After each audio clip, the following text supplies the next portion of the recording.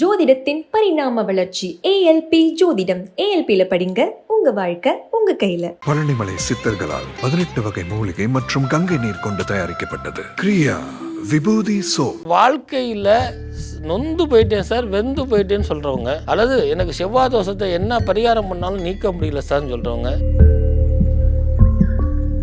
தன்னுடைய ஜீன்லேருந்து வந்த குழந்தை தன்னுடைய பேச்சுக்கும் அல்லது குருவுடைய பேச்சுக்கும் கட்டுப்பட்டு நடக்க வேண்டும் என்றால், வாஸ்துல எனக்கு கோளாறு சார் அப்படின்னா, ஓம் சரவணபவா நேயர்கள் அனைவருக்கும் விநாயகர் சதுர்த்தி நல்வாழ்த்துகளுடன் உங்கள் ஆனந்தாழ்வார் திருவண்ணாமலையுடன் இனிய வணக்கம். விநாயகர் சதுர்த்தி, இந்த விநாயகர் சதுர்த்தியில் அரிய பெரிய ஆலயங்களையும் இந்த விநாயகருடைய வழிபாட்டினுடைய தத்துவத்தையும் நம்ம தெரிஞ்சுக்கிறது தான் இந்த நிகழ்ச்சியினுடைய நோக்கம். இப்போது விநாயகா அப்படின்னா வினைகளை நீக்குபவர்னு அர்த்தம். வினைகள் அப்படின்னா, சார் நான் எந்த பாவம் பண்ணலை, எனக்கு வினை இருக்குதா அப்படின்னா, இந்த வினை அப்படிங்கிற ஒரு கேட்டகரி எடுக்கும் பொழுதே கர்மான்னு ஒன்று வருது. இந்த கர்மாவை எளிமையாக விளக்கணும்னா, நம்ம முன்னோர்களுக்கு திதி தவசம் கொடுக்குறோம் இல்லையா, அப்போது தாயார், மாத்ருகா, பித்ருகா அப்படின்னு அந்த வருஷப்படுத்துவோம். அதில் முன்னோர்கள், மூதையர்கள் அப்படின்னு சொல்லப்பட்டிருக்குது. முன்னோர்கள்னால் நம்ம தாத்தா பாட்டி, மூதையர்கள் அப்படின்னா அந்த தாத்தா பாட்டிக்கும் முன்னே இருக்கிறவங்க, அதாவது 16 ஜென்மத்தை குறிக்கிறது. அவா வழியில் வரக்கூடிய அந்த கர்மாவுடைய பணம் தான் இந்த வினையாக வருது. சார், இந்த நான் ஒரு பாவம் அறையில் இந்த வினையெல்லாம் நீக்குவதற்கு என்ன செய்யலாம்? அதற்குத்தான் அந்த தொந்தி பாப்பான்னு சொல்லக்கூடிய அந்த ஆனைமுகன் ஆத்தங்கரை குளத்தங்கரை தெருவோரத்தில் கூட உட்கார்ந்துருக்கிறான் என் அப்பன் ஆனைமுகன். அப்போது மூதையர்களால் வந்தக்கூடிய கர்மாவாட்டது வினையாக மாறி அந்த வினையை நீக்குவதால் அவனுக்கு விநாயகன் அப்படின்னு பேர். இந்த வினைகளை நீக்கிட்டாலே ஒரு மனிதன் நாயகனாக வலம் வர முடியும் அப்படின்னு தன் பெயரிலே தத்துவத்தை உணர்த்தக்கூடியவன் தான் விநாயகன். ரெண்டாவது, இந்த பூமி ஆகப்பட்டது எங்கு இருக்கிறது அப்படின்னு இருக்கிறோம். வான்வெளியில் இருக்குது, அல்லது நிறைய விஷயங்கள் சொல்லி கொண்டிருக்கலாம். இந்த அண்டம் சொல்லக்கூடியது விநாயக பகவானுடைய தொந்தியில் இருக்குது. அதனால தான் வட மாநிலத்தில் சொல்லுவாங்க கணபதி பாப்பா மோரியா அப்படின்னு சொல்லுவாங்க. அதாவது தொந்தி பாப்பா அப்படின்னு அவனுக்கு பேர் அது. அப்போது இந்த அண்டத்தை எல்லாம் தன் வயிற்றுக்குள் வைத்திருக்கிறவன் இந்த அண்டத்தை எப்படிலாம் காப்பான். இதில் ஒரு சிறிய விஷயத்தை பதிவு செய்கிறேன். இந்த உலகம் அழிஞ்சிரும், இந்த அண்டம் அழிஞ்சிரும் அப்படிங்கிறதே கிடையாது. ஏன்னா அது எல்லாம் என் ஆணைமுகத்தான் பத்திரமாக பாதுகாத்துக்கிட்டு இருக்கிறானா. அப்போ நம்ம என்ன செய்யணும் அப்படின்னா, பூமிக்கு இடர்பாடுகளை ஏற்படுத்தக்கூடாது, இயற்கைக்கு விரோதமாக செய்யக்கூடாது. அதுபோக விநாயகர் பகவானை வழிபடணும். இதனால தான் உலகம் முழுவதும் விநாயகர் சதுர்த்தி பேரானது. பொதுவாக பண்டிகையில் எடுத்துக்கிட்டிங்கன்னா நிறைய பண்டிகைகள் முக்கியத்துவம் பெற்றது.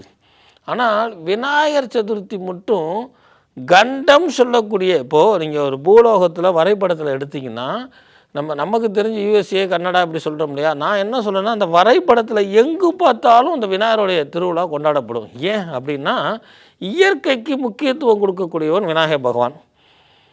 அதற்கு போக இந்த கண்டம் முழுவதும் கொண்டாடுவதற்கு என்னென்னா, கருணை கடவுளவன், தன்னுடைய கருணையினால் வாரி வழங்கக்கூடியவன், மதம் மொழி இனத்துக்கு அப்பால் பட்டவன், எளிமையானவன்.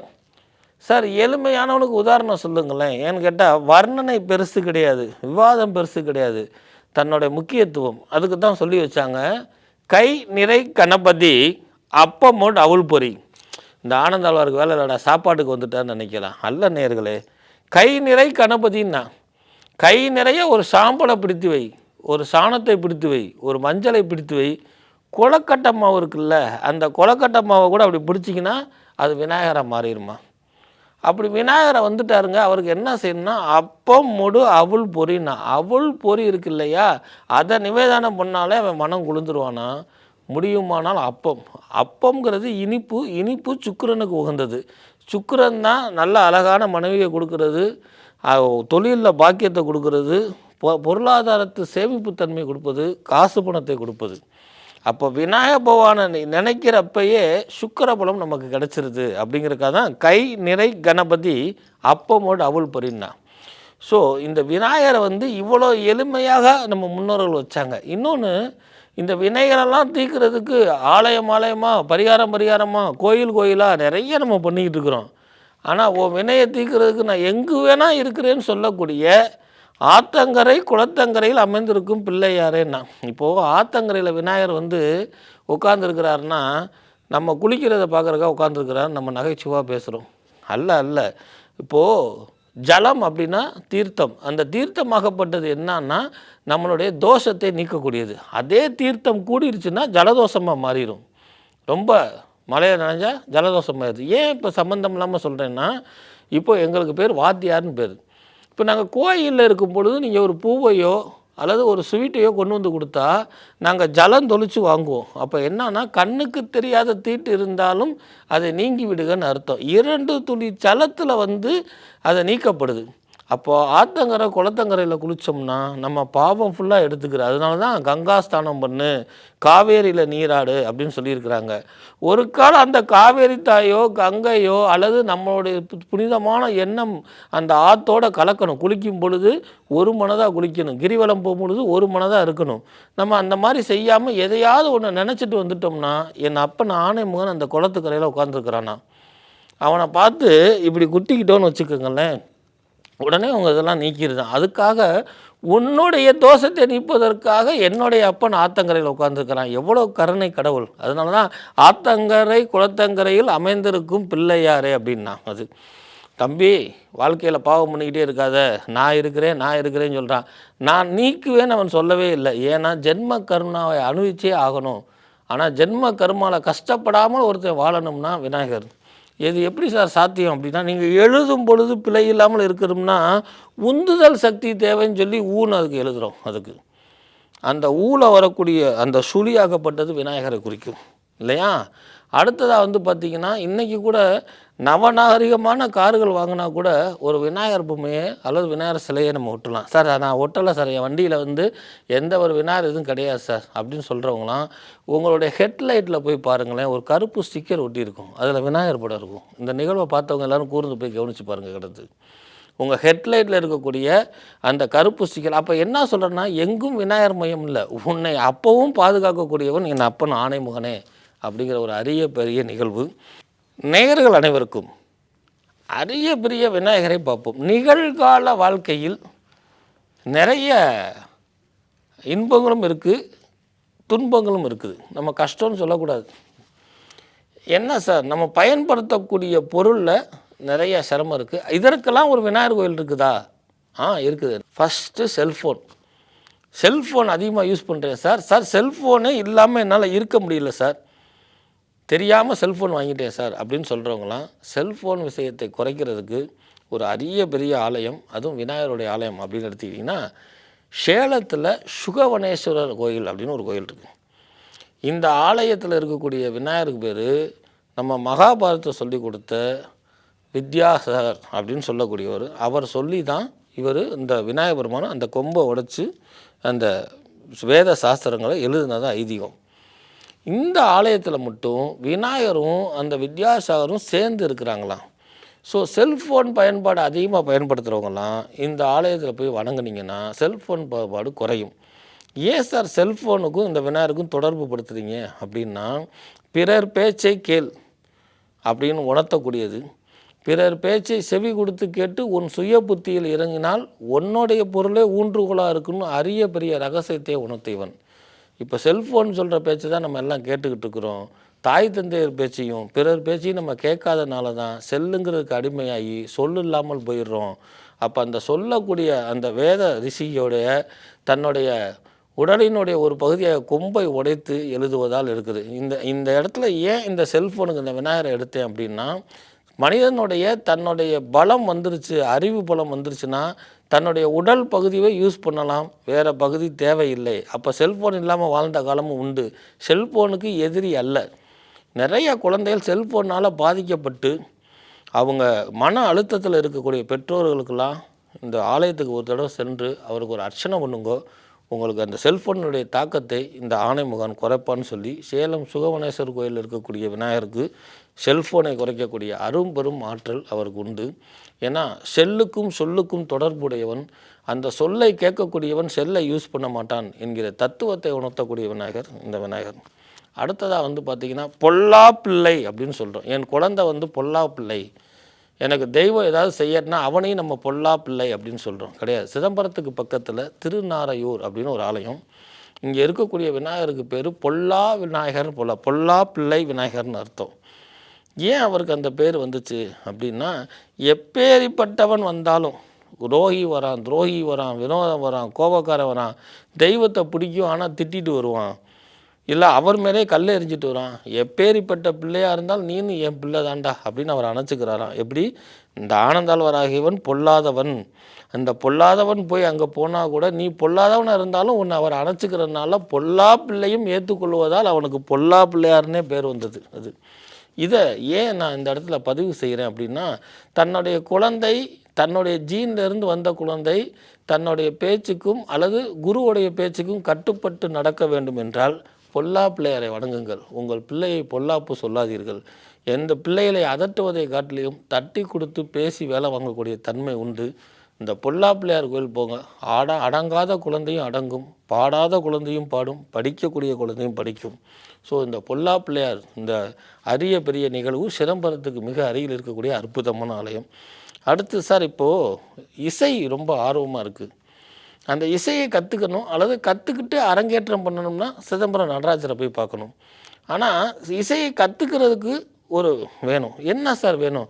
நீங்கள் நாதசுரமோ அல்லது பரதநாட்டியமோ எடுத்துக்கிட்டிங்கன்னா கணபதி தாளம் இருக்குது. த தக்க த தை அப்படின்னு சொல்லி ஆரம்பிப்பாங்க. இது பேர் கணபதி தாளம்னே பேர். அது இது ஒரு சாஸ்திரம். கணபதியை இசையை வணங்குறால ஐதீகம். சார் எனக்கு அதெல்லாம் தெரியாது, ஆனால் நான் ஆனைமுகனை வணங்கிட்டு பண்ணணும், அவன் எனக்கு இசையை கொடுக்கணும், அதுக்கு ஒரு ஆலயம் இருக்குதா? இருக்குது. இந்த ஆலயம் பார்த்திங்கன்னா மதுரை வடக்கு மாசியிலிருந்து ஒரு சந்துக்குள்ளே போனீங்கன்னா சங்கீத விநாயகர்னே அவருக்கு பேர். இந்த சங்கீத விநாயகரை படிச்சிட்டிங்கன்னா நாணசூன்யமாக இருந்தாலும் ஞானம் பிறந்துருமா. இசை ஞானத்தை அளிக்கக்கூடிய ஆற்றல் பெற்றவனால் அவனுக்கு சங்கீத விநாயகர்னு பேர். மிக எளிமையான ஆலயம். சார் நீங்கள் சொல்கிறதுக்கு அத்தாரிட்டி வேணும் இல்லையா? நம்ம சேனலில் மட்டுமே எதுவுமே உங்களுக்கு ப்ரூவ் பண்ணுறது. என்பி சேதுராமன் பிள்ளைன்னு கேள்விப்பட்டிருப்போம். மிகப்பெரிய திரைப்படங்களில் நாதசுர வித்வான் அவர் கடந்து அவர் தன்னுடைய இசை வெளியில் கொண்டு வருவதற்காக ஒரு பிள்ளையாரை பிரதிஷ்டை பண்ணார். தன்னுடைய ஆயுள் காலம் முழுவதும் நித்தமும் போய் அவர்கிட்ட இசையை வாசித்து விட்டு தான் அவர் தன்னுடைய காலை உணவை எடுத்துக்கொள்வாராம். அவருடைய பேரும் புகழும் அவருடைய நாத ஒளியும் இன்னும் அவர் பேரை சொன்னாலே ஒலித்து கொண்டு இருக்கிறதால் அதற்கு காரணம் அவருடைய உழைப்பு மட்டுமில்ல, அந்த விநாயகருடைய சங்கீத விநாயகருங்கிறத உணர்ந்த நான் உங்கள் வீட்டு குழந்தையும் ஏன் நம்ம குழந்தையும் ஒலிம்பிக் மட்டும் இல்லை இசைத்துறையிலையும் இந்தியா முன்னேறணும்னா சங்கீத விநாயகரை வணங்கிட்டு செய்யுங்க. எல்லா வித சங்கீத நானும் பிறக்குங்கிற ஒரு அரிய நிகழ்வு. இந்த விநாயகருடைய ஆலயத்தினுடைய பேரே சங்கீத விநாயகர்னு அவர் பேரில் இருக்கக்கூடிய ஒரு விஷயம். சார் இது ரொம்ப ஒரு வித்தியாசமான ஒரு ஊர். செவ்வாய் தோஷம் அதிகமாக இருக்குது, எனக்கு பொண்ணு கிடைக்கல சார், அல்லது செவ்வாய் தோசை உள்ள பொண்ணு தான் எனக்கு வேணும் அப்படின்னு சாஸ்திரங்களுக்கு அப்பால் பட்டு செந்தூரம் அப்படின்னா என்ன? செந்தூரம்னா ஆஞ்சநேயர் திலகம்னு நினச்சிக்கிட்டு இருக்கிறோம். செந்தூரம்னா வெற்றியை கொடுக்கக்கூடியன்னு அர்த்தம்.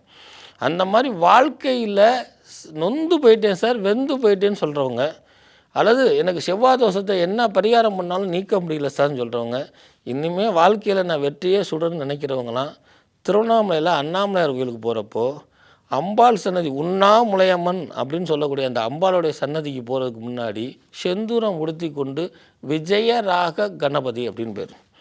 இந்த விஜயராக கணபதி கும்பிட்டிங்கன்னா செவ்வாய் தோஷம் உங்களை விட்டு ஓடியே போயிடுமா. அப்போ அன்றைக்கும் அவர் செந்தூரத்தோடு இருக்கக்கூடிய நம்ம வட மாநிலத்தில் மட்டும்தான் இந்த செந்தூரம் தரித்திருக்கிறத பார்த்துருப்போம். ஆனால் அகில உலகம் போற்றும் நினைத்தாலே முக்தி கொடுக்கக்கூடிய அண்ணாமலையார் கோயிலில் உங்களுடைய தோஷத்தை எளிமையாக நீக்கி கொண்டு, இன்னும் திருவண்ணாமலை மக்கள் பார்த்திங்கன்னா புது கணக்கு போடுவதற்கு பிறர் இடத்துக்கு போவதல்ல. இந்த விஜயம்னா வெற்றின்னு அர்த்தம். விஜய ராக கணபதி அப்படின்னா ராகம்னா தக்க வைக்கிறதுன்னு அர்த்தம்.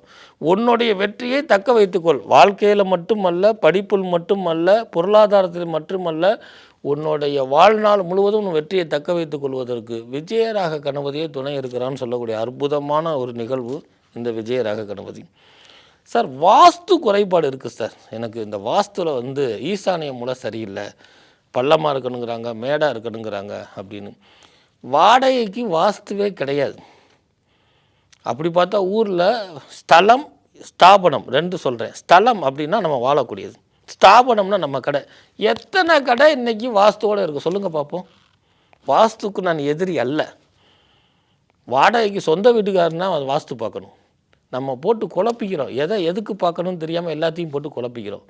சரி அதெல்லாம் விட்டுருங்க, வாஸ்துவில் எனக்கு கோளாறு சார் அப்படின்னா திருவண்ணாமலை கிரிவல பாதையில் ஈசானிய லிங்கம்னு இருக்குது. ஈசானிய லிங்கத்துக்கு எதிர்த்தாப்புல ஈசானிய குளம்னு ஒன்று இருக்குது. ஈசானிய லிங்க குளத்துக்கு பக்கத்தில் ஈசானிய விநாயகன் இருப்பார். அவரை பார்த்தா ரொம்ப எளிமையாக இருப்பார். நீங்கள் அவர்கிட்ட போய் 8 தடவை உக்கி போட்டு வாங்க, உங்கள் வீட்டில் எப்பேற்பட்ட வாஸ்து இன்ஜினியரை கூப்பிட வேண்டியதில்லை, கான்ட்ராக்டை கூப்பிட வேண்டிய, கவர்மெண்ட்டை அப்ரூவ்க்காக நீங்கள் அலைய வேண்டியதில்லை, உங்கள் வீடை இடித்து அமைக்க வேண்டிய அமைப்பு கிடையாது. இவரை போய் 8 தடவை 8 நாள் கூட்டிகிட்டு வாங்க, எப்பேற்பட்ட வாஸ்துவும் சர்வே பண்ணக்கூடிய அரிய பெரிய ஆற்றலை கொடுக்குறார் ஈசானிய லிங்க விநாயகர். ஈசானிய லிங்க விநாயகர், ஈசானிய லிங்கம் தன் தகப்பனை பார்த்து இருக்கக்கூடிய அற்புதமான நிகழ்வு இது. ஸ்தாபனம் ஆஸ்பத்திரியாக இருக்கட்டும், அல்லது ஹோட்டலாக இருக்கட்டும், பெரிய மாலாக இருக்கட்டும், எப்பேற்பட்ட வாஸ்தவையும் நீக்கி கொண்டு இன்றளவும் அருள் பாலித்து கொண்டு இருக்கக்கூடிய அரிய பெரிய விநாயகர் இந்த ஈசானிய லிங்க விநாயகர். சரி, இது ரொம்ப பெரிய விசேஷம் சார். நிலத்து சம்மந்தப்பட்ட பிரச்சனை வருது. இன்றைக்கி பத்திரிகை எடுத்துக்கிட்டோம்னா நிலத்தினால தன்னுடைய சொந்த அக்கா தம்பி அண்ணன் தம்பியை வெட்டிக்கிறாங்க கடந்து. அந்த நிலத்தை வந்து அந்த காலத்தில் காணி அப்படின்னு சொல்லியிருக்கிறாங்க. இந்த காணி அப்படின்னா 1 காணி 2 காணி மரக்காணின்னு அந்த அளவுகளுடைய அமைப்பை குறிக்கக்கூடியது. மனிதனுடைய அளவு சரியாக இல்லை என்றால் மனம் சரியாக இருக்கும், ஆனால் அளவுனா ஆசை. அந்த ஆசை சரியில்லை என்றால் பெற்றவங்களை மட்டும் மாறாது, தனக்கு பிறந்த பிள்ளைய கூட பார்க்காத குணத்தை இந்த ஆசை கெடுத்து விடும். அதனால தான் ஆசைப்படாதே அப்படின்னு சொல்லி வச்சது. அந்த ஆசையினுடைய அளவுன்னு பேர், அந்த அளவோட இன்னொரு பேர் காணின்னு பேர். அது அந்த நிலத்து சம்மந்தப்பட்ட பிரச்சனையே வரக்கூடாது சார். இந்த நிலம் ஒரு சிறு கதை சொல்கிறேன். மேடையில் சொல்லிக்கிட்டு இருந்தானோ, இது எங்கள் அப்பா வாங்கின இடம், இது எங்கள் தாத்தா வாங்கின இடம், இது நான் வாங்கின இடம்னு. அந்த பூமி சொல்லிச்சான், உங்கள் அப்பாவையும் நான் தான் வாங்கி போட்டேன், உங்கள் தாத்தாவையும் நான் தான் வாங்கி போட்டேன், உன்னையும் நான் தான் வாங்கி போட்டேன்னு சொல்லிச்சான். பூமி சொல்லுவது உலகத்துக்கு கேட்காது. அப்போ நம்ம எல்லாம் வாடகைக்கு வந்தவங்கிற உணரக்கூடிய விஷயம், ஆனால் கேட்காத ஒரு விஷயம். அப்போது இந்த கேட்காத விஷயத்தை நிலத்து சம்மந்தப்பட்ட பிரச்சனை இல்லாமல் இருக்கணும்னா சித்தூருக்கு பக்கத்தில் இருக்கக்கூடிய காணிப்பாக்கம் விநாயகரை போய் வணங்குங்க. இந்த காணிப்பாக்கம் விநாயகர் சுயம்பாக தோன்றியவர். இவரை போய் பார்க்கும் பொழுது ஒரு கல்லில் 2 மாங்காய் மாதிரி ஒரு அரிய பெரிய நிகழ்வு இருக்குது. என்ன அப்படின்னா, இன்றைக்கி 360 அடி போர் போட்டுக்கிட்டு இருக்கிறோம் எல்லோரும். 160 அடி 170 அடி போய் சில பேர் 520 அடிக்கெல்லாம் போட்டிருக்காங்க. சில அரசாங்க ஆட்சியாளர்கள் 500 அடிக்கு தடை விதிச்சிருக்கிறாங்க. அவங்களெல்லாம் நான் நமஸ்காரம் பண்ணுறேன் கடந்து. அந்த 360 அடி போட்டு தண்ணி வரலன்னு சொல்கிறவங்களாம் காணிப்பாக்கம் விநாயகருக்கு போய் உங்கள் நிலத்தின் பேரில் அர்ச்சனை பண்ணுங்கள், தண்ணி 120 அடி 150 மேலே வரும். இது காணிப்பாக்கம் விநாயகர் மேலே சத்தியம். காரணம் என்னென்னா, அவன் சுயம்பாக தோன்றி இருக்கக்கூடிய அந்த இடத்துல இருந்து இன்றும் ஊற்று கசிந்து கொண்டே இருக்கிறது. அது காணிப்பாக்கம் போகிறவங்க சும்மா கோயிலுக்கு போனேன் கடமைக்கு விநாயகரை பார்த்தேன்னு இல்லாமல், நிலத்து சம்மந்தப்பட்ட பிரச்சனைகள் வரக்கூடாது, எல்லோரும் பகிர்ந்து கொள்ளணும் அல்லது விட்டு கொடுத்து போகணும். அதே நேரத்தில் பூமியில் நீர் சுரக்கணுங்கிறவங்க 1 காணி 2 காணி 3 காணின்னு சொல்லுறவங்க எல்லாரும் காணிப்பாக்கம் விநாயகரை போய் வணங்குங்க, நிலத்து பிரச்சனை இருக்காது. கோர்ட்டுக்கு கொஞ்சம் விடுமுறை கொடுக்கலாம். கடந்து கோர்ட்டு பிரச்சனை பெரும் பிரச்சனையாக இருக்குது. கடந்து கேஸு சேர்ந்துக்கிட்டே இருக்குது. அது இதை எல்லோரும், நானும் என் வீட்டு பிரச்சனையும் நிறையா இருக்குது, நானும் அவரை தான் கும்பிட்டுக்கிட்டு இருக்கிறேன். கடந்து ஸோ இந்த காணிப்பாக்கம் விநாயகர். உங்கள் நக்கீரன் இதழில் கதாசிரியர், தயாரிப்பாளர், இயக்குனர் என பன்முகம் கொண்ட திரைக்கலைஞர் VC குகநாதன் எழுதி வரும் சினிமா கொட்டகை. பரபரப்புக்கு பஞ்சமில்லா தொடர். வாங்கி படியுங்கள். நக்கீரன்.